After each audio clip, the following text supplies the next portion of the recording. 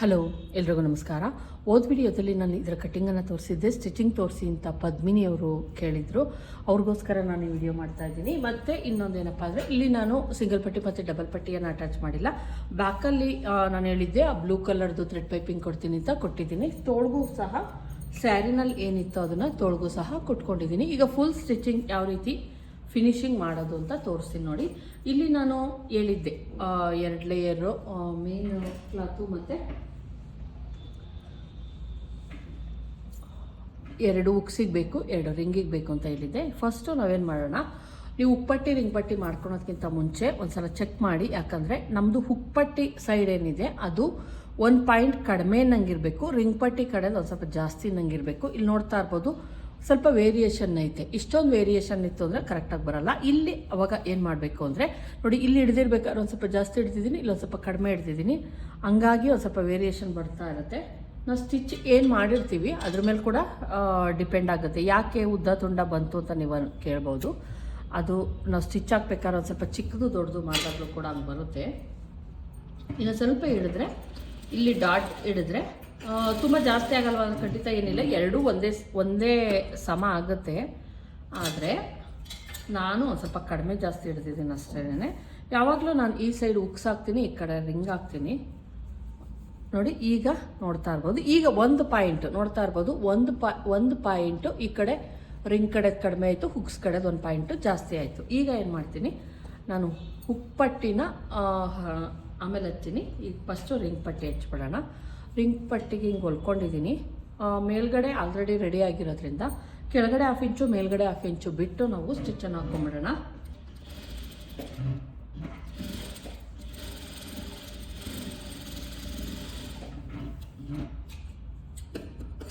ಈ ರೀತಿ ಮಾಡಿಕೊಂಡು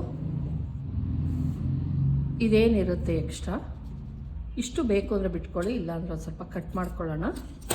ಕಟ್ ಮಾಡಿಕೊಂಡು ಇದನ್ನು ಒಳಗಡೆಗೆ ಫೋಲ್ಡ್ ಮಾಡಿಕೊಂಡು ಈ ರೀತಿ ಇಟ್ಕೊಂಡು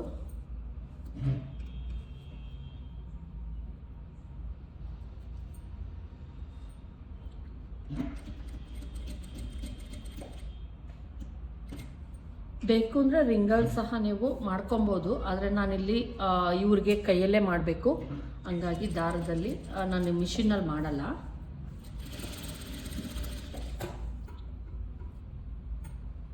ಕೆಲವ್ರು ಕೇಳ್ತಾರೆ, ಕೆಲವ್ರು ಇಷ್ಟಪಡಲ್ಲ.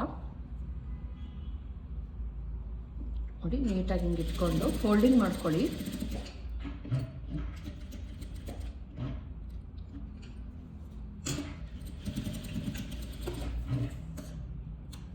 ಮತ್ತೆ ಇದು 1/4 ಇಂಚ್ಗೆ ಮತ್ತೆ ಇನ್ನೊಂದು ಸ್ಟಿಚ್ ಹಾಕೊಳ್ಳೋಣ.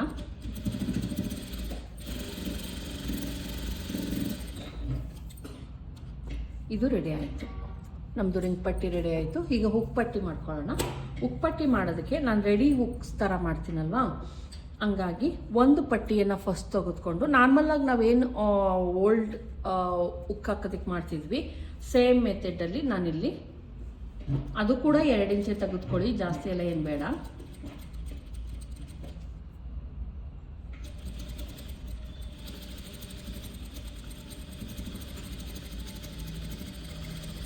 ಮೇಲ್ಗಡೆಯಿಂದ ನೀಟಾಗಿ ಸ್ಟಿಚ್ ಹಾಕ್ಕೊಂಬಿಡಿ.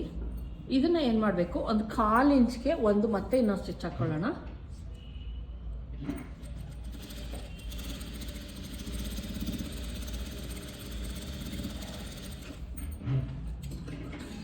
ನೋಡಿ, ಇಲ್ಲಿ ಏನು 1/4 ಇಂಚಿಗೆ ಹಾಕಿದ್ದೀನಿ, ಸೇಮ್ ಮೆಥಡಲ್ಲಿ ಒಂದು ಸ್ಟಿಚ್ ಹಾಕ್ಕೊಳ್ಳಿ.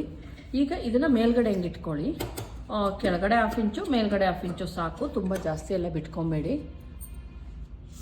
ಈಗ ನಾವೇನು ರೆಡಿ ಮಾಡಿ ಇಟ್ಕೊಂಡಿರ್ತೀವಿ ಈ ಪೀಸನ್ನು ನೋಡಿ, ಈ ರೀತಿ ಹೊಲಿದು ರೆಡಿ ಮಾಡಿ ಇಟ್ಕೊಂಡಿದ್ದೀನಿ. ಈ ಪೀಸನ್ನು ಏನು ಮಾಡ್ತೀನಿ, ಇಲ್ಲಿ ನೀಟಾಗಿ ಇಟ್ಕೊಂಡು ಮಾರ್ಕ್ ಹಾಕ್ಕೊಬೇಕು. ನಾವಿಲ್ಲಿ ಈ ಥರ ಇಟ್ಕೊಂಡು ಇಲ್ಲೂ ಅಷ್ಟೇ ಕೆಳಗಡೆ 1/2 ಇಂಚು ಮೇಲ್ಗಡೆ 1/2 ಇಂಚು ಬಿಟ್ಕೊಂಡ್ರೆ ಸಾಕಾಗುತ್ತೆ. ಕರೆಕ್ಟಾಗಿ ಎಡ್ಜಿಗೆ ಇಟ್ಕೊಳ್ಳೋಣ.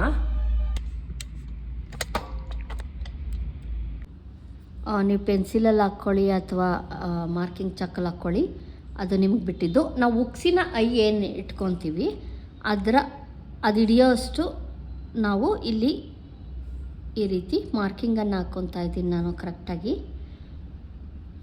ಈ ಥರ ಹಾಕ್ಕೊಂಬಿಡಿ. ಫಸ್ಟು ಹಾಕ್ಕೊಂಡು ನಿಮಗೇನಾದರೂ ಅಕಸ್ಮಾತು ಆ ಕಡೆ ಈ ಕಡೆ ಆಗುತ್ತೆ ಅನ್ನೋ ಭಯ ಇದ್ದರೆ ಒಂದು ನೀಟಾಗಿ ಇಟ್ಕೊಂಬಿಟ್ಟು ಫಸ್ಟೇ ಸುಮ್ಮನೆ ಒಂದು ಗುಂಡ್ಪಿನ್ ಹಾಕ್ಕೊಂಡು ನಾನಿಲ್ಲಿ 1 ಪಾಯಿಂಟ್ ಹಿಂದೆ ಮುಂದೆ ಆ ಥರ ಏನೂ ಮಾಡ್ತಿಲ್ಲ. ಕರೆಕ್ಟಾಗಿ ಎಲ್ಲಿಗೆ ಸ್ಟಿಚ್ ಇರುತ್ತೋ ಅದ್ರ ಮೇಲೆ ನಾನು ತೊಗೊಂಬರ್ತೀನಿ.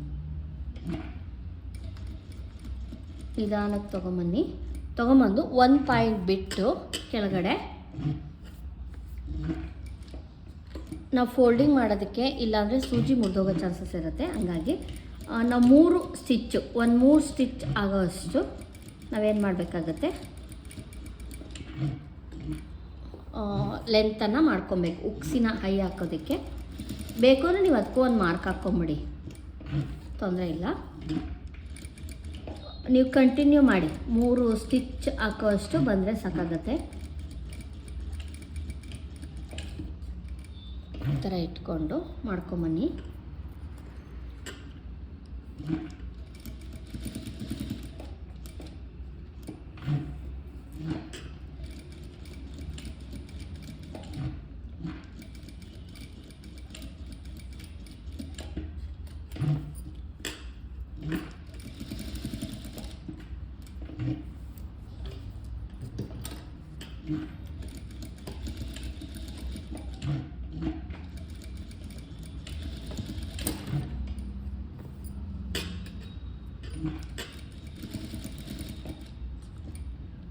ಫುಲ್ ಇದೇ ಥರ ಸೇಮ್ ಸ್ಟಿಚ್ಚನ್ನು ಹಾಕ್ಕೊಳ್ಳಿ.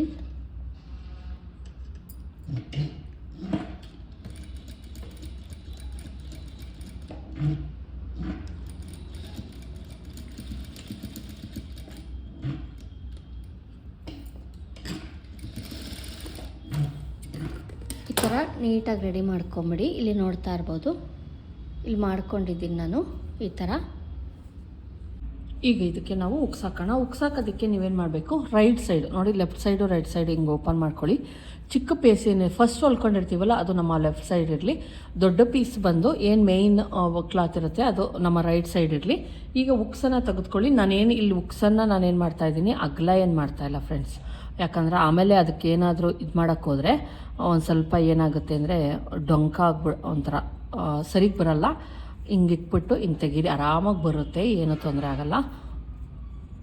ನೋಡಿ ಹಿಂಗೆ ಇಟ್ಕೊಂಡು ನಮ್ಮದು ಓಲ್ ಎಲ್ಲಿರುತ್ತೆ ನೋಡ್ಕೊಳ್ಳಿ, ಅಲ್ಲಿಟ್ಟು ನೀಟಾಗಿ ನಿಧಾನಕ್ಕೆ ಹಿಂಗೊಂದು ಸ್ವಲ್ಪ ತಳ್ಳಿದ್ರೆ ಸಾಕು. ಆಮೇಲೆ ಹಿಂಗೆ ಮಾಡ್ಕೊಳ್ಳಿ, ಆರಾಮಾಗಿ ನಮ್ದು ಬರುತ್ತೆ, ಉಕ್ ಬರುತ್ತೆ.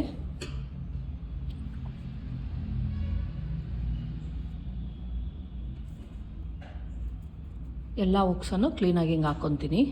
ನೋಡಿ ಇಲ್ಲಿ ನಾನು ಉಕ್ಸನ್ನು ಹಾಕ್ಕೊಂಡೆ, ಎಲ್ಲ ಉಕ್ಸ್ಗಳನ್ನು ಹಾಕ್ಕೊಂಡೆ. ಈಗ ಈ ಥರ ಫೋಲ್ಡ್ ಮಾಡ್ಕೊಳ್ಳಿ. ಫೋಲ್ಡ್ ಮಾಡಿಕೊಂಡು ಬೇಕು ಅಂದರೆ ನೀವು ಹಿಂಗೆ ಮಾಡ್ಕೊಂಡು ಮಾಡ್ಬೋದು, ಹಿಂಗೆ ಬೇಕಾದರೂ ಮಾಡ್ಬೋದು. ಇಲ್ಲಾಂದ್ರೆ ಏನು ಇಷ್ಟ ಆಗಲ್ಲ ಇಟ್ಕೊಂಡಿರ್ತೀವಿ, ಹಿಂಗೆ ಬೇಕಾದರೂ ಮಾಡ್ಕೊಳ್ಳಿ, ಅದು ನಿಮ್ಗೆ ಬಿಟ್ಟಿದ್ದು. ನಾನಿಲ್ಲಿ ಒಂದು ಸಲ ಹಿಂಗೆ ಫೋಲ್ಡ್ ಮಾಡಿ, ಒಂದು ಸ್ವಲ್ಪ ಚಿಕ್ಕದಾಗಿ ಫೋಲ್ಡ್ ಮಾಡಿ ಮತ್ತೆ ಹಿಂಗೆ ಇಟ್ಕೊತೀನಿ. ನೋಡಿ ಹಿಂಗೆ ಇಟ್ಕೊತೀನಿ ಸಾಕು. ಪುಟ್ಟದಾಗೆ ಇದ್ದರೆ ಚೆನ್ನಾಗಿರುತ್ತೆ ಅಂದ್ಬಿಟ್ಟು ಇಷ್ಟು ಮಾಡ್ಕೊತಾ ಇದ್ದೀನಿ.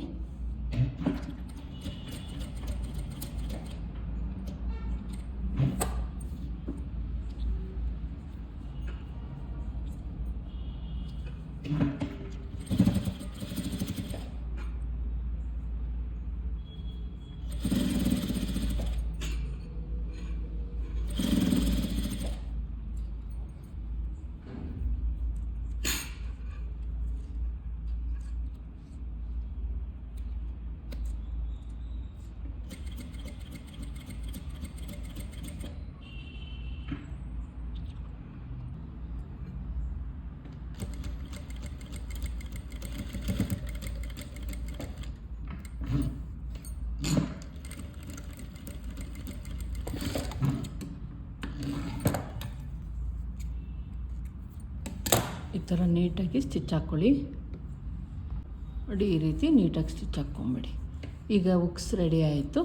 ಈಗ ರಿಂಗಿಗೂ ಅಷ್ಟೇ ನಾವು ಏನು ಮಾಡಬೇಕು ತೋರಿಸ್ತೀನಿ ನೋಡಿ. ಈಗ ನಾನು ನೋಡಿ ಏನು ಉಪ್ಪಟ್ಟಿ ರಿಂಗ್ ಪಟ್ಟಿ ಇರುತ್ತೆ. ಈಗ ಒಂದು ಪಾಯಿಂಟ್ ನಾವು ಕಡಿಮೆ ನಂಗೆ ತೊಗೊಂಡಿದ್ವಲ್ಲ, ಈಗ ನೋಡಿ ಕರೆಕ್ಟಾಗಿ ಆಗುತ್ತೆ. ಹಂಗೆ ತಗೊಂಡಾಗ ಮಾತ್ರನೇ ಕರೆಕ್ಟಾಗಿ ಆಗೋದು, ಇಲ್ಲಾಂದರೆ ಕರೆಕ್ಟಾಗಿ ನಮ್ಮದು ಆಗಲ್ಲ.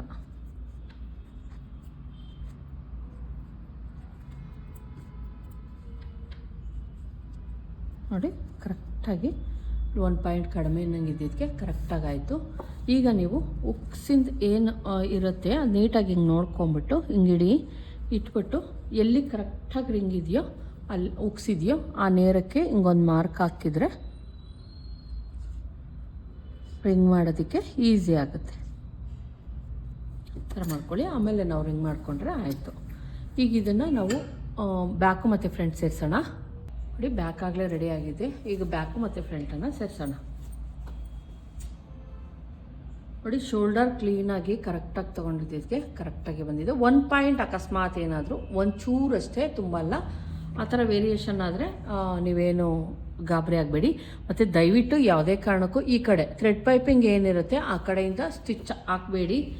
ಅವಾಗೇನಾಗುತ್ತೆ, ಒಂದು ಹಿಂದಕ್ಕೆ ಮುಂದಕ್ಕೆ ಆಗುತ್ತೆ. ಹಂಗಾಗಿ ನಾವು ಇಲ್ಲಿ 1 ಪಾಯಿಂಟ್ ಮೇಲ್ಗಡೆ ಪಾಯಿಂಟನ್ನು ಒಂದು ಪಾಯಿಂಟ್ ಕಡಿಮೆ ನಂಗೆ ತೆಗೆದುಕೊಂಡು ಕೆಳಗಡೆ ಒಂದು ಸ್ವಲ್ಪ ಜಾಸ್ತಿ ನಂಗೆ ತೆಗೆದುಕೊಂಡು ಇಲ್ಲಿ ಸ್ಟಿಚ್ಚನ್ನು ನಾವು ಎಷ್ಟಕ್ಕೆ ಹಾಕಬೇಕು ಅಂದರೆ 1/2 ಇಂಚ್ಗೆ 1 ಪಾಯಿಂಟ್ ಜಾಸ್ತಿ ನಂಗೆ ಇಲ್ಲಿ ಹಾಕ್ಕೊಂಬರ್ತೀನಿ ನಾನು. ನೋಡಿ ಇಲ್ಲಿ 1 ಪಾಯಿಂಟು ಕಡಿಮೆ ಅಂತ ತಗೊಂಡಿದ್ದಕ್ಕೆ ಅದು ಬಂದು ಹೆಂಗಾಯಿತು ಅಂದರೆ ಕರೆಕ್ಟಾಗಿ ನಿಲ್ಲುತ್ತೆ ಫ್ರೆಂಡ್ಸ್. ನೋಡಿ ಹಿಂಗೆ ನಿಲ್ಲುತ್ತೆ. ಇಲ್ಲಾಂದರೆ ನೀವೇನಾದರೂ 2 ಸಮ ತೆಗೆದುಕೊಂಡ್ರೆ ಮೇಲ್ಗಡೆ ಏನಿರುತ್ತೆ ಫೂಟ್ ಹಿಂಗೆ ಬರುತ್ತಲ್ಲ, ಅವಾಗ ಏನಾಗುತ್ತೆ ಒಂದು ಜಾಸ್ತಿ ಒಂದು ಕಡಿಮೆ ಆಗುತ್ತೆ. ಈ ಒಂದು ಚೂರು ಕಡಿಮೆ ತಗೊಂಡಾಗ ಪರ್ಫೆಕ್ಟಾಗಿ ಒಂದೇ ಸೈಜ್ಗೆ ಬರುತ್ತೆ. ಇಷ್ಟಾದಮೇಲೆ ಇನ್ನೊಂದು ಸೈಡ್ದು ಇನ್ನೊಂದು ಸಲ ತೋರಿಸ್ತೀನಿ ನೋಡಿ. ನೀಟಾಗಿ ಹಿಂಗೆ ಇಟ್ಕೊಂಡು ಈ ಕಡೆಯಿಂದನೇ ಹಾಕೊಂಬರ್ಬೇಕು. ಅಂದರೆ ಆರ್ಮೋಲ್ ಕಡೆಯಿಂದ ಹಾಕೊಂಬರ್ಬೇಕು, ನೆಕ್ಕಿನ ಕಡೆಯಿಂದ ಹಾಕಬಾರ್ದು. 1 ಪಾಯಿಂಟ್ ಕಡಿಮೆ ನಂಗೆ ಇಟ್ಕೊತಿದ್ದೀನಿ ನೋಡಿ. ಇಷ್ಟಕ್ಕೆ ಇಟ್ಕೊಬೇಕು. ನೀವು ಇಲ್ಲಿ ಇಟ್ಕೊಂಡಿದ್ದೀನಲ್ಲ ಇಷ್ಟಕ್ಕೆ ಇಟ್ಕೊಬೇಕು. 1 ಪಾಯಿಂಟ್ ಕಡಿಮೆ ನಂಗೆ ಇಟ್ಕೊಳ್ಳಿ. ಇಲ್ಲೂ ಅಷ್ಟೇ ಅರ್ಧ ಇಂಚ್ಗಿಂತ ಒಂದು ಸ್ವಲ್ಪ ಜಾಸ್ತಿ, ಯಾಕಂದರೆ ಮೇಲ್ಗಡೆ ಶೋಲ್ಡರ್ ಹತ್ರ ಇದಾಗಬಾರ್ದು ಅಂತ. ನೋಡಿ ಹಿಂಗೆ ಬಂದಾಗ ಅದು ಆಟೋಮೆಟಿಕಲಿ ಏನಾಗುತ್ತೆ, ಕರೆಕ್ಟಿಗೆ ಬಂದ್ಬಿಡುತ್ತದು. ಸ್ವಲ್ಪ ಜಾಸ್ತಿ ಕಡಿಮೆ ತಗೊಂಡಾಗ ಕರೆಕ್ಟಾಗಿ ಬರುತ್ತೆ. 1/4 ಇಂಚ್ಗೆಲ್ಲ ದಯವಿಟ್ಟು ಸ್ಟಿಚ್ ಹಾಕ್ಕೊಬೇಡಿ. ಮೇಲ್ಗಡೆ ಶೋಲ್ಡರ್ ಹತ್ರ ಲೂಸ್ ಅಂತ ಅನ್ನಿಸ್ತಿರುತ್ತೆ. ನೋಡಿ ಇಲ್ಲಿ ನಾನು ಎಷ್ಟು ತೊಗೊಂಡಿದ್ದೀನಿ ಇಷ್ಟಕ್ಕೆ ಸ್ಟಿಚ್ ಹಾಕ್ಕೊಳ್ಳಿ. 2 ಸೈಡಲ್ಲೂ. ಈ ಕಡೆ 2 ಸ್ಟಿಚ್ ಆಯಿತು, ಈ ಕಡೆನೂ ಕೂಡ 2 ಸ್ಟಿಚ್ ಹಾಕ್ಕೊಳ್ಳೋಣ. 2 ಸೈಡಲ್ಲೂ ಅಷ್ಟೇ ಶೋಲ್ಡರ್ ಹತ್ರ 2 ಸ್ಟಿಚ್ ಹಾಕ್ಕೊಳ್ಳಿ. ಮತ್ತು ಹಾಕ್ಕೊಂಡ್ಮೇಲೆ ನೀವು ಯಾವ ಕಡೆಗಾದರೂ ಸರಿ, ಯಾವ ಕಡೆಗಾದರೂ ಈ ಥರ ಹಿಂಗೆ ಫೋಲ್ಡಿಂಗ್ ಮಾಡಿ ಬ್ಯಾಕಿಗೆ ಮಾಡಿ ಫ್ರಂಟಿಗೆ ಮಾಡಿ ಅದು ಮ್ಯಾಟ್ರ್ ಆಗಲ್ಲ. ಯಾವುದಾದ್ರೂ ಒಂದು ಸೈಡಿಗೆ ಹಿಂಗೆ ಏನು ನಾವು ಸ್ಟಿಚ್ ಮಾಡ್ಕೊಂಡಿರ್ತೀವಿ, ಭುಜದ್ದು ಬಟ್ಟೆ ಇರುತ್ತಲ್ಲ, ಇದನ್ನು ಈ ಪಾರ್ಟನ್ನು ಯಾವುದಾದ್ರೂ ಒಂದು ಸೈಡಿಗೆ ಮಾಡಿಬಿಟ್ಟು ನೀವು ನೀಟಾಗಿ ತೊಗೊಂಬನ್ನಿ. ಇಲ್ಲೂ ಅಷ್ಟೇ ಈ ಥರ ಸ್ಟಿಚ್ ಹಾಕ್ಕೊಳ್ಳಿ. ಅವಾಗೇನಾಗುತ್ತೆ, ನಾವು ತೋಳು ಅಟ್ಯಾಚ್ ಮಾಡ್ಕೊಂಬಂದಾಗ ಒಂದು ಸೈಡು ಕೆಲವೊಂದು ಸಲ ಏನಾಗಿರುತ್ತೆ ನೀವು ಅಬ್ಸರ್ವ್ ಮಾಡಿ ಹಿಂಗೆ ಹೋಗಿರುತ್ತೆ ನಾವು ಸ್ಟಿಚ್ ಹಾಕಿದಾಗ. ಹಂಗೆಲ್ಲ ಆಗಬಾರ್ದು ಅಂದರೆ ಈ ರೀತಿ ಮಾಡ್ಕೊಳ್ಳಿ. ಇಲ್ಲೂ ಅಷ್ಟೇ ಸೇಮ್ ಮಾಡ್ಕೊತೀನಿ. ಮತ್ತು ನಾವೇನು ಸ್ಟಿಚ್ ಹಾಕ್ಕೊಂಬಂದಿರ್ತೀವಿ ಅವೆಲ್ಲ ನೀಟಾಗಿ ಥ್ರೆಡ್ಡನ್ನು ಟ್ರಿಮ್ ಮಾಡ್ಕೊಳ್ಳಿ.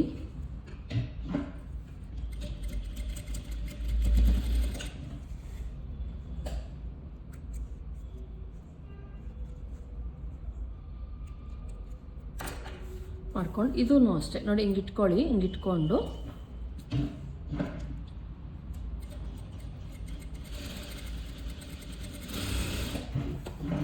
ಮಾಡಿ ಇದನ್ನು ಅಷ್ಟೇ ನೀಟಾಗಿ ಟ್ರಿಮ್ ಮಾಡಿಬಿಡಿ. ಮಾಡಾದ್ಮೇಲೆ ಒಂದು ಸಲ ಶೋಲ್ಡರ್ ಏನಿರುತ್ತೆ ಅದನ್ನು ನೋಡ್ಕೊಳ್ಳೋಣ. 2 ಸೈಡ್ದು ಶೋಲ್ಡರ್ ಕರೆಕ್ಟಾಗಿದೆಯಾ ಒಂದು ಸಲ ಚೆಕ್ ಮಾಡ್ಕೊಳ್ಳಿ. ಓಕೆ, ಕರೆಕ್ಟಾಗಿದೆ. ಈಗ ಇದಕ್ಕೆ ನಾವು ತೋಳನ್ನು ಅಟ್ಯಾಚ್ ಮಾಡೋಣ. ಅದಕ್ಕೂ ಮುಂಚೆ ನಾವೇನು ಮಾಡಬೇಕು ಅಂದರೆ ಬ್ಯಾಕು ಮತ್ತು ಫ್ರಂಟನ್ನು ಇಟ್ಕೊಂಡು ಕರೆಕ್ಟಾಗಿದೆಯಾ 2 ಸೈಡು ಅಂತ ಚೆಕ್ ಮಾಡಬೇಕಾಗತ್ತೆ ನಾವು. ಅಂದರೆ ನಾನು ಅಳತೆ ಬ್ಲೌಸಲ್ಲಿ ಕರೆಕ್ಟಾಗಿ ತೊಗೊಂಡಿದ್ನಲ್ವಾ, ಅಷ್ಟೇ ಬರುತ್ತಾ ಇಲ್ವಾ ಅಂತ ಒಂದು ಸಲ ಚೆಕ್ ಮಾಡೋಣ. ನೋಡಿ ಕರೆಕ್ಟಾಗಿ ನಾನು ಯಾವುದೂ ಟ್ರಿಮ್ ಮಾಡಿಲ್ಲ. ಏನು ಲೈನಿಂಗ್ ಅಟ್ಯಾಚ್ ಮಾಡಿದ್ದೆ ಅದು ಹಂಗೆ ಇದೆ, ಕರೆಕ್ಟಾಗಿದೆ. ಈಗ ಅಳತೆ ಬ್ಲೌಸಲ್ಲೂ ನಾನು ತೋರಿಸ್ತೀನಿ ಒಂದು ಸಲ.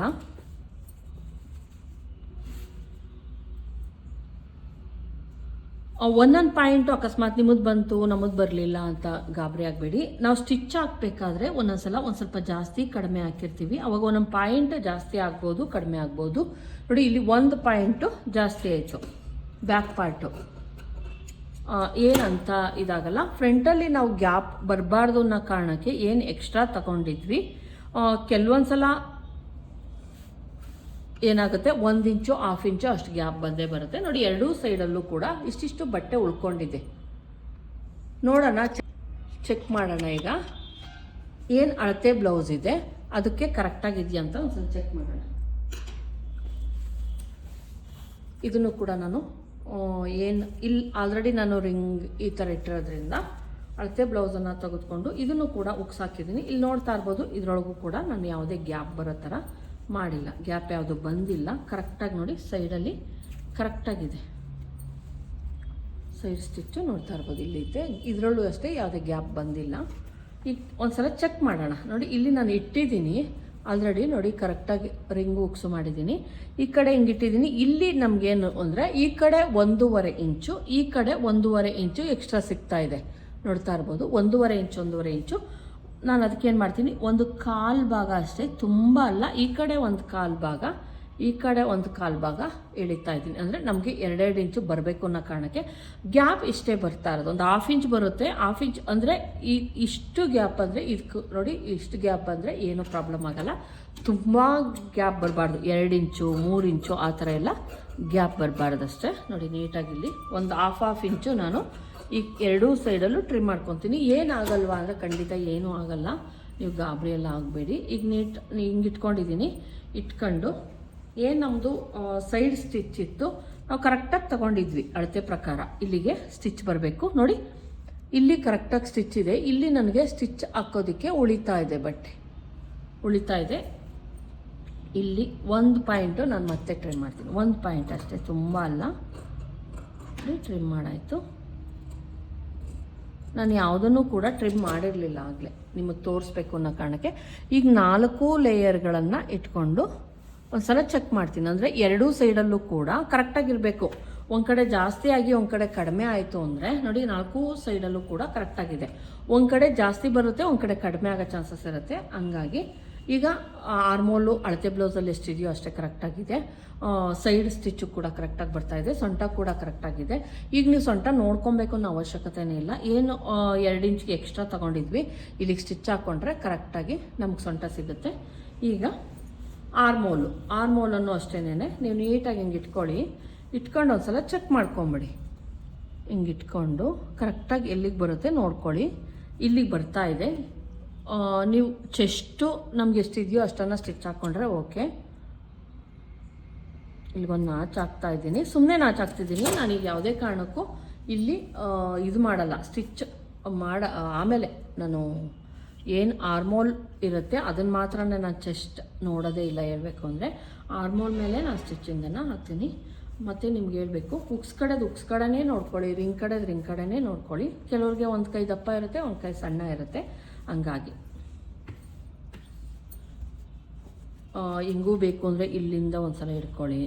ನೋಡಿ, ಹಿಂಗೆ ಇಟ್ಕೊಂಡು ನೋಡಿಬಿಟ್ಟು ಎಲ್ಲಿಗೆ ಬರ್ತಾ ಇದೆ ಕರೆಕ್ಟಾಗಿ ಅಲ್ಲಿಗೆ ಸ್ಟಿಚ್ ಹಾಕ್ಕೊಂಡ್ರೆ ಓಕೆ, ತೊಂದರೆ ಇಲ್ಲ.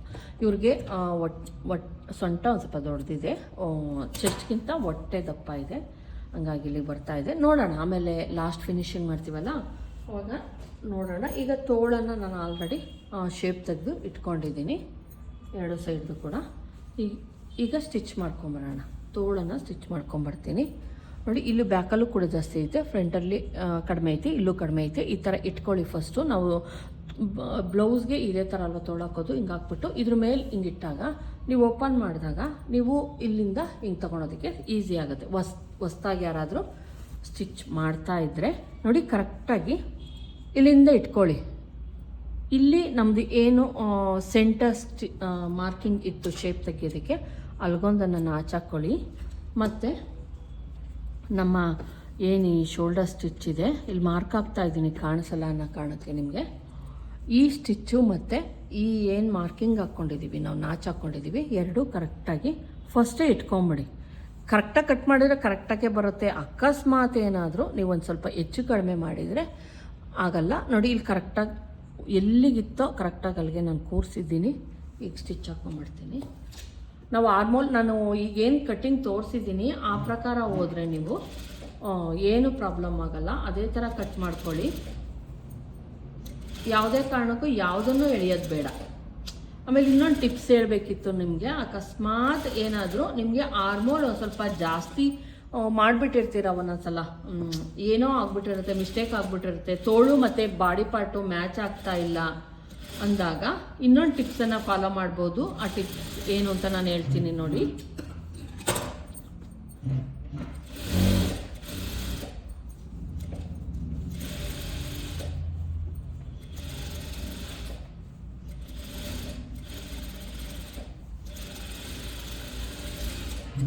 ನೋಡಿ, ಅಕಸ್ಮಾತು ನಿಮ್ದೇನಾದರೂ ತುಂಬ ಜಾಸ್ತಿ ಕಟ್ ಮಾಡ್ಕೊಂಬಿಟ್ಟಿರ್ತೀವಿ, ಈ ಪಾರ್ಟು ತೋಳು ಮತ್ತು ಇದು ಮ್ಯಾಚ್ ಆಗ್ತಾ ಇಲ್ಲ, ಈ ಪಾರ್ಟ್ ಮ್ಯಾಚ್ ಆಗ್ತಿಲ್ಲ ಅಂದಾಗ ಏನು ಮಾಡಿ ನೋಡಿ, ಹಿಂಗೆ ಶ್ರಿಂಕ್ ಮಾಡ್ಕೊಳ್ಳಿ ಒಂದು ಸ್ವಲ್ಪ. ಏನೂ ಆಗಲ್ಲ, ಖಂಡಿತ ಏನೂ ಆಗಲ್ಲ ನೋಡಿ. ಈ ಥರ ಸ್ವಲ್ಪ ಕಡಿಮೆ ಆಗುತ್ತದು ಆ ಪಾರ್ಟು. ಬಾಡಿ ಪಾರ್ಟ್ ಏನೂ ಕಡಿಮೆ ಆಗಲ್ಲ, ಯಾಕಂದರೆ ಬಟ್ಟೆ ಅಲ್ಲೇ ಇರುತ್ತೆ. ನಮಗೆ ಆರ್ಮೋಲ್ ಹತ್ರ ಮಾತ್ರನೇ ಒಂದು ಸ್ವಲ್ಪ ಕಡಿಮೆ ಆದಂಗೆ ಅನಿಸುತ್ತೆ, ಮತ್ತು ಫಿನಿಶಿಂಗು ಕೂಡ ತುಂಬ ಚೆನ್ನಾಗಿ ಬರುತ್ತೆ ನೋಡಿ. ಈಗ ಒಂದು ಸ್ವಲ್ಪ ಕಡಿಮೆ ಆದಂಗೆ ನಮ್ಗೆ ಅನ್ನಿಸ್ತು. ಈಗ ಜಾಸ್ತಿ ಆಗಿದ್ದರೆ ಈಗಲೂ ಏನು ಪ್ರಾಬ್ಲಮ್ ಆಗಲ್ಲ ಫ್ರೆಂಡ್ಸ್. ನೋಡಿ, ಹಿಂಗೆ ಇಟ್ಕೊಂಡು ಕರೆಕ್ಟಾಗಿ ನೋಡಿ, ಇಲ್ಲಿ ನಾನು ನಾಚ್ ಹಾಕಿದ್ದೀನಿ. ಇದು ನಂದ್ರಲ್ಲಿ ಮ್ಯಾಚ್ ಆಗುತ್ತೆ, ಯಾಕಂದರೆ ನಾನು ಕರೆಕ್ಟಾಗಿ ಕಟ್ ಮಾಡ್ಕೊಂಡಿದ್ದೀನಲ್ವಾ. ನೀವು ಕೂಡ ಹಂಗೆ ಕಟ್ ಮಾಡ್ಕೊಳ್ಳಿ, ಕರೆಕ್ಟಾಗಿ ಬರುತ್ತೆ ನೋಡಿ. ಈ ಥರ ಇಟ್ಕೊಂಡು ಯಾವುದೇ ಕಾರಣಕ್ಕೂ ಅಕಸ್ಮಾತು ತೋಳಿನ ಬಟ್ಟೆ ಜಾಸ್ತಿ ಆಗಿತ್ತು ಅಂದರೆ ತೋಳಿಗೆ ಮಾಡ್ಕೊಳ್ಳಿ, ಪ್ರಾಬ್ಲಮ್ ಇಲ್ಲ. ಆ ಥರ ಏನು ಶ್ರಿಂಕ್ ಮಾಡೋದನ್ನು ತೋರಿಸ್ತೆ ಅದನ್ನು. ಅಕಸ್ಮಾತ್ ಬಾಡಿ ಪಾರ್ಟಲ್ಲಿ ಆಗಿತ್ತು ಅಂದರೆ ಬಾಡಿ ಪಾರ್ಟಲ್ಲಿ ಕೂಡ ನೀವು ಅದನ್ನು ಮಾಡಿ ಸ್ಕಿಪ್ ಮಾಡಿದೆ ನೋಡಿ ವಿಡಿಯೋನ. ಯಾಕಂದರೆ ಕೆಲವೊಂದು ಸಲ ಸ್ಕಿಪ್ ಮಾಡಿ ನೋಡ್ಬಿಟ್ಟಿರ್ತೀರ, ನಾನು ಅಲ್ಲೇನೋ ಮಧ್ಯದಲ್ಲಿ ಒಂದು ಟಿಪ್ಸ್ ಹೇಳಿರ್ತೀನಿ, ಅದನ್ನು ಮಿಸ್ ಮಾಡ್ಕೊತೀರಾ ನೋಡಿ. ಈ ರೀತಿ ಮಾಡ್ಕೊಳೋದ್ರಿಂದ ಅಕಸ್ಮಾತು ಏನಾದರೂ ಒಂದು ಚೂರು ಜಾಸ್ತಿ ಕಡಿಮೆ ಬರ್ತಿತ್ತು ಅಂದರೆ ಇಲ್ಲೇನು ಸ್ಟಿಚ್ ಇರುತ್ತೆ, ಒಂದು ಸ್ಟಿಚ್ಚನ್ನು ಸುಮ್ಮನೆ ಹಿಂಗೆ ಪ್ರೆಸ್ ಮಾಡಿದ್ರೆ ಕರ್ವ್ ಇರುತ್ತಲ್ಲ ಅವಾಗ ಬರುತ್ತೆ. ಎಳ್ಕೊಂಡಂಗೆ ಆಗುತ್ತಾ ಅಂದರೆ ಖಂಡಿತ ಏನು ಎಳ್ಕೊಂಡಂಗೆ ಏನಾಗಲ್ಲ, ನೀವೇನು ವರಿ ಮಾಡ್ಕೊಬೇಡಿ. ಈಗ ನೋಡಿ, ನಾನು ಶ್ರಿಂಕ್ ಮಾಡ್ಕೊಂಡೆ ಕೂಡಿಸ್ದೆ. ಇದನ್ನು ಎರಡು ಸ್ಟಿಚ್ ಹಾಕ್ಕೊಳ್ಳಿ, ಆ ರೀತಿ ಮಾಡ್ಕೊಳ್ಳಿ. ನೆಕ್ಕಿಗಾಗಿರ್ಬೋದು, ಕೆಲವೊಂದು ಸಲ ಪ್ಲೈನ್ ಬ್ಲೌಸ್ಗೆ ಆ ಮೆಥಡ್ ತುಂಬಾ ವರ್ಕ್ ಆಗುತ್ತೆ ಫ್ರೆಂಡ್ಸ್. ನೀವು ಎಮ್ಮಿಂಗು ಅಥವಾ ಪೈಪಿಂಗು ಎಲ್ಲ ಮಾಡೋಕ್ಕೆ ತುಂಬ ದೊಡ್ಡದು ಅನ್ಸ್ಬಿಟ್ಟಿರುತ್ತೆ ನೆಕ್ಕಿನ ಅಗಲ. ಅವಾಗೇನು ಮಾಡಿ, ಶ್ರಿಂಕ್ ಮಾಡ್ಕೊಂಡು ಮಾಡಿ. ಆರ್ಮೋಲ್ ಆಗಿರ್ಬೋದು, ನೆಕ್ ಆಗಿರ್ಬೋದು, ತುಂಬಾ ಚೆನ್ನಾಗಿ ವರ್ಕ್ ಆಗುತ್ತೆ. ಒಂದ್ಸಲ ಸ್ಟಿಚ್ ಮಾಡಿ ನೀವೇ ನೋಡಿ ಗೊತ್ತಾಗುತ್ತೆ. ಈಗ ಇದನ್ನು ಓವರ್ಲಾಕ್ ಮಾಡ್ಕೊಂಬರ್ತೀನಿ.